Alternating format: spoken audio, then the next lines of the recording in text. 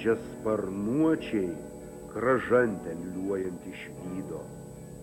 Jos krantus su rekučio senoviniais rūmais ir nudžiugę galingais sparnais suplasnoja, ėmė sveikinti Kražių nušvetus į miestą.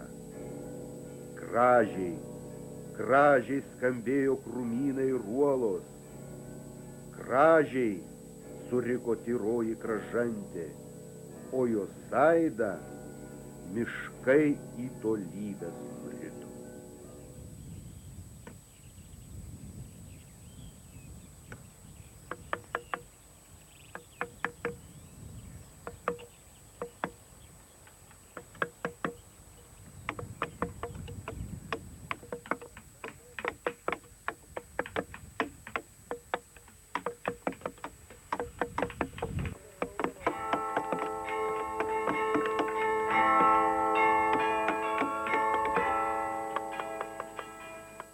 Istorija kantri ir išmintinga. Per amžius mokydama žmogų, ji dažniausiai kartoja vieną pamoką – laukimo. Ji moko laukti, kol pats žmogus įsiklausys į savo žingsnių aidesį, įsimins istorijos piešinį, suvoks, ką turi daryti. Istorija ilgai rašė prasmingą ir kupiną įvykių Kražių praeitį. Šią dieną atiduodama dabartinių žmonių rankoms ir valiai. Toji valia, sutelkusi išmintį ir jėgą, gręžiasi į savo mokytoją, grąžindama jai pagarbą už tai, ką šioji taip ilgai ir kantriai saugojo. –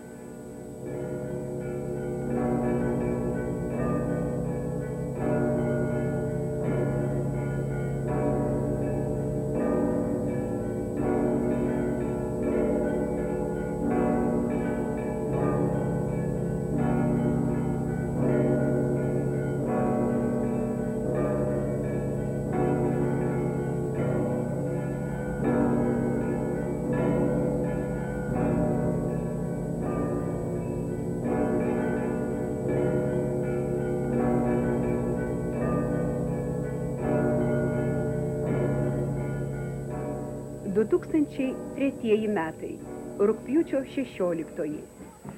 Kas tik neabejingas kražiams, buvo Kražiuose. Nušvitę veidai ir nusigėdrijusios širdys minėjo miesto 750 metų jubiliejų. Ne miestelio, kaip bando kas nors šią vietą vadinti, o miesto, kaip mokė didis, visoje Europoje žinomas ir Kražių šlovę garsinės poetas Motiejus Kazimieras Sarbievijus. Nes Kražiai didžiojo Lietuvos karaliaus Mindaugo valia įkurti 1253 metais yra vos ne šimtmečių senesni už valstybės sostinę Vilnių.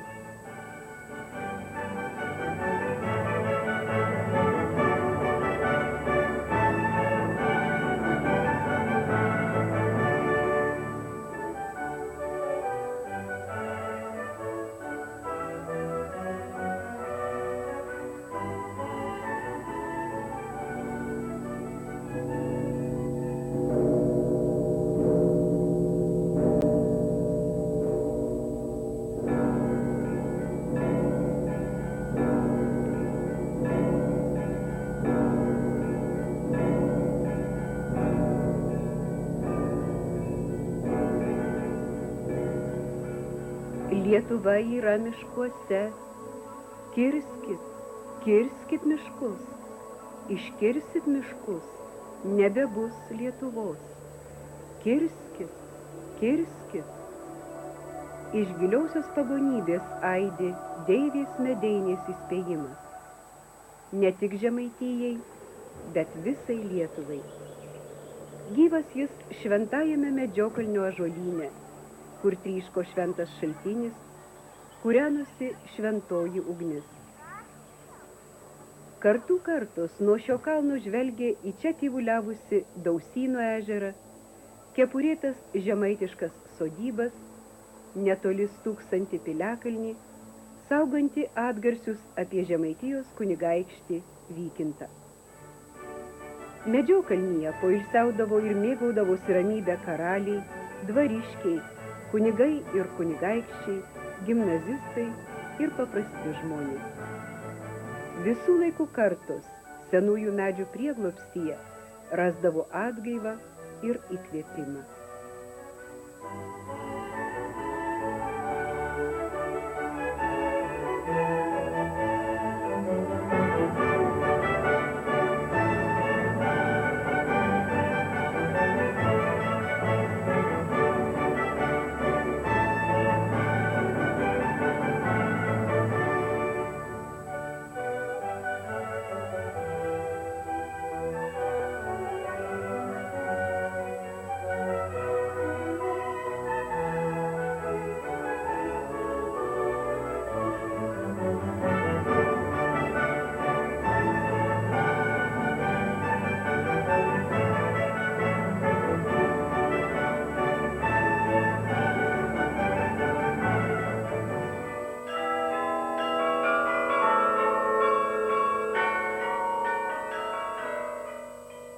Jei nekopiai nugludintomis akmeninėmis pakopomis į Vytauto kalnelį, tuomet nė nežinai, kas yra giliausios prasmės vieta Kražiškiams.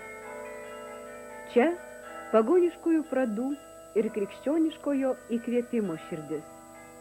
Maža tėra tokių reikšmingų paminklų, išlikusių per šimtmečius, kaip šitie akmens laiptai, nušvitinti, nuslydinti tūkstančių žmonių, kadaise jais kopusių ar tebekopiančių šiandieną. 1416-aisiais šioje pagonių alkvietėje iškilo pirmoji Kražių bažnyčia.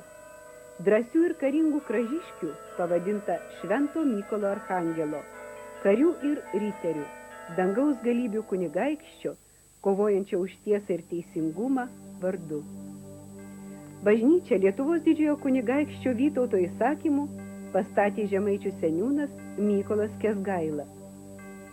Šioje vietoje, tarsi sfinksai iš pelenų, kilo net 5 šventovės.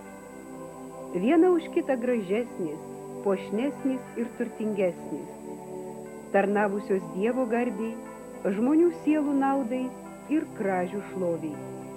Šventovės ugdžiusios kražiuose ypatingą tikėjimą, ypatingą valią, ypatingą išskirtinumą.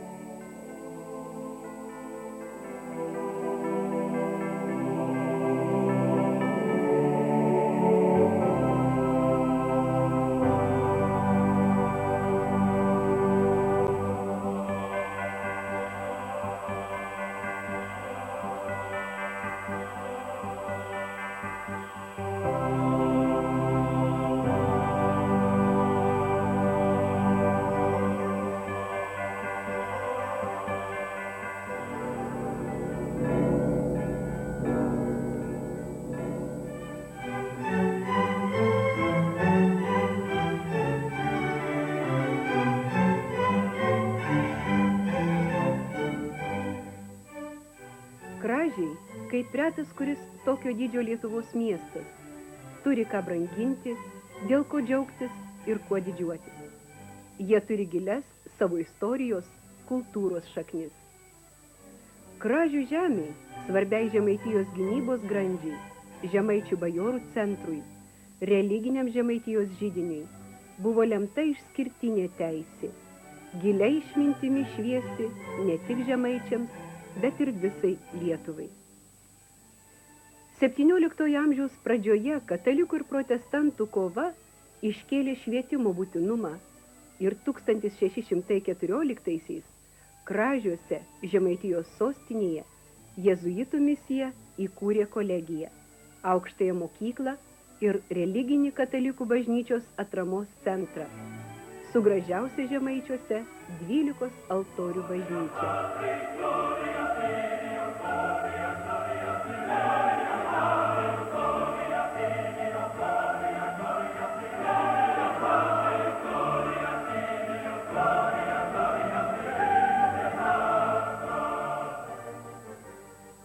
Grafas Mikalojus Kristupas Radvila padovanojo jėzuitų vienuoliams savo namus ir gabalą žemės. Seniūnas lauko etmonas Karolis Chodkevičius visą valsčių. Žemių ir turto dovanojo ir kiti Lietuvos didikai. 200 metų iš Kražių į Žemaičius ir toliau sklido mokslo šviesos spinduliai. Susiformavo ir klestėjo kultūros židinys ir švietimo centras. Kražiuose mokyta retorikos, poetikos, gramatikos, filosofijos, teologijos, lotynų, graikų kalbų, istorijos, geografijos, archeologijos. Veikė aukštoji filosofijos ir teologijos mokykla. Čia buvo viena turtingiausių Lietuvos bibliotekų. Didingais ir herojiškais pavyzdžiais jaunimas buvo traukiamas prie kilnių idealų. Kražiai didžiuojasi čia savo pėdsakus palikusiais žmonėmis.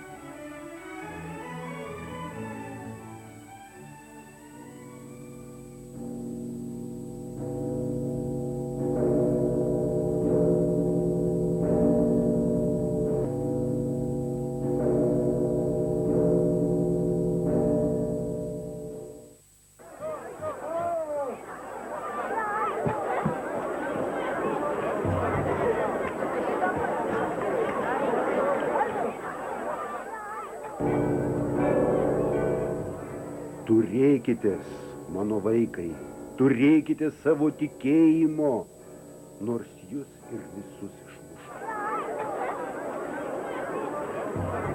1893.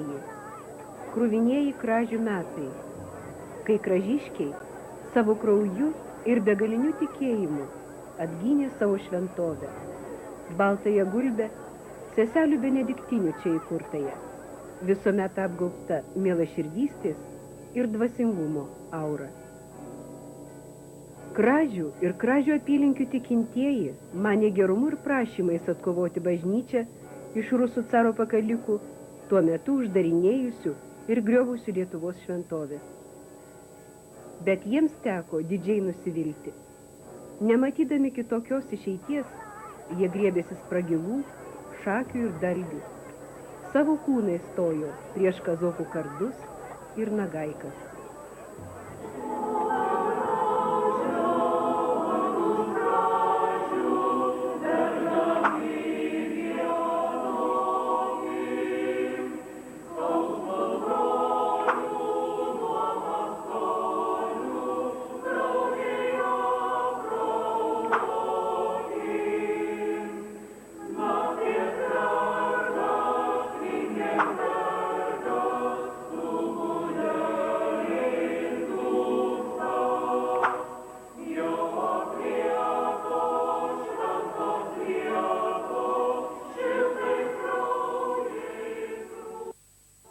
Vėliau skaičiavo aukas, fizinės ir dvasinės skriaudas. Jos buvo gilios. Tačiau tik jomis pelnytas šiurpus Kražių skerdinių garsas, nuvilnijęs per Europą ir pasaulį. Tik jomis atkovota ne tik Kražių bažnyčia, bet išgelbėtos dar 12 Lietuvos šventovių, kurias caro valdžia rengėsi uždaryti.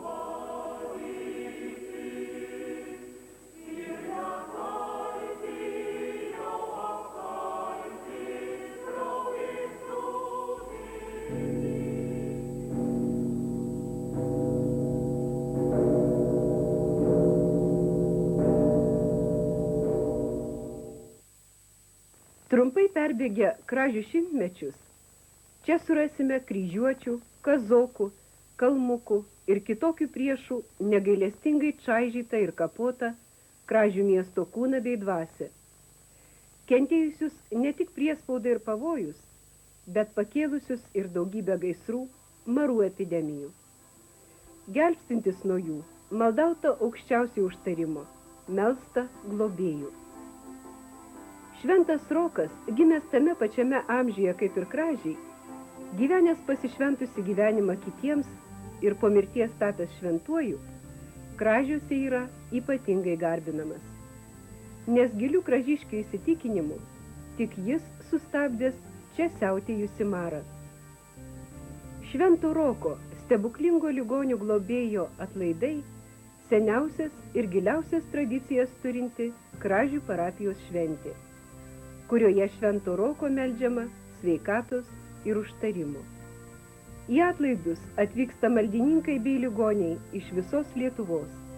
Į Kražius suvažiuoja kraštiečiai.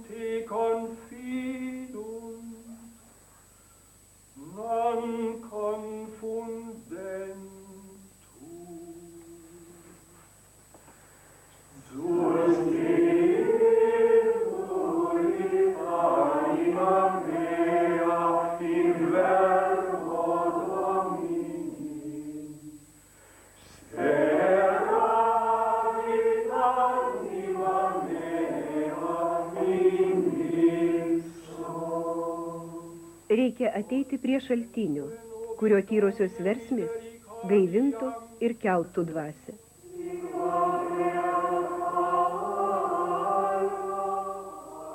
Kražiškių benediktinių puoselėtojai ir Kražių tikinčiųjų apgintoji bažnyčia labiausiai tinkanti vieta susilieti su grigališkoju choralu, kurio pamokos neseniai čia atnaujintos.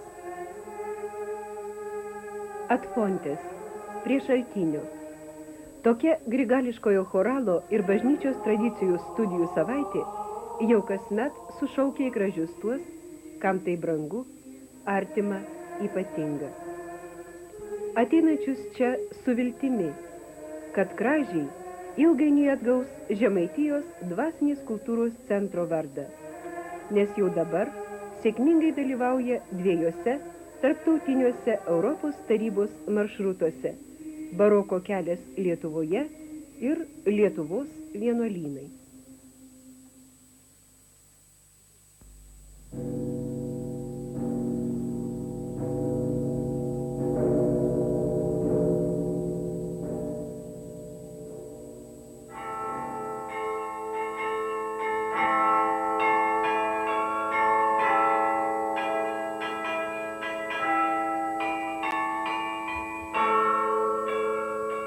Šiandieną Kražiai tvirtai ir nuosekliai susigrąžina savo garbingąją istoriją. Atkurdami savo istoriją, Kražiai atkuria savo vietos autoritetą, nes kiekvienam žmogui šioje žemėje yra ypatingai svarbus vietos, kurioje jis gyvena, reikšmingumas. Ten, kur yra tekėję daug kraujo, yra ir daugiau vilties, daugiau šviesos, sklindančios iš to, kas buvo sunku, tragiška, skausminga. Toji šviesa regima iš nušvitusių langų, iš siekio gyventi šviesiau, gražiau, prasmingiau.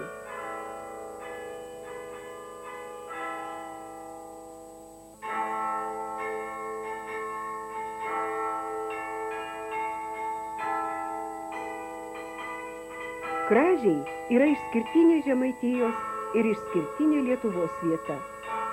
Sutelktomis pastangomis neatpažįstamai pasikeitė jėzuitų kolegijos pastatas, dvelkiantis viduramžiais ir dabartimi. Puoselėjama viltis čia įkurti Žemaičių kultūros centrą. Susidėjimus labiausiai, sako, neturinti laiko,